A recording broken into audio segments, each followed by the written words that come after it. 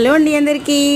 ఈ చల్లని వర్షంలో క్విక్గా చేసుకునే ఒక రెసిపీ చూద్దామా? ఏం లేదు, నేను ఇప్పుడే ట్రై చేశాను అనమాట. ఎగ్ ఫ్రై వచ్చేసి వెరైటీగా చేశాను. ముందు 4 ఎగ్స్ తీసుకున్నాను, బాయిల్ చేశాను, దాన్ని పీసెస్ కింద కట్ చేశాను, పక్కన పెట్టేసి అవి మంచిగా ఆయిల్లో కొంచెం పసుపు, ఉప్పు, కారం వేసి మంచిగా ఫ్రై చేయాలి.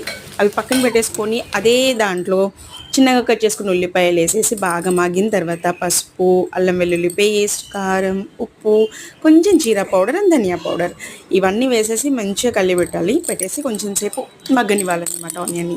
ఆ తర్వాత ముందే మనం రోస్ట్ చేసి పెట్టుకున్న ఎగ్ ఉంది కదండి, ఆ ఎగ్ని కూడా వేసేసుకొని బాగా రోస్ట్ చేసేయాలి. రోస్ట్ చేసేసి ఒక 5 minutes అలా వదిలేసేయాలి. వదిలేసిన తర్వాతకి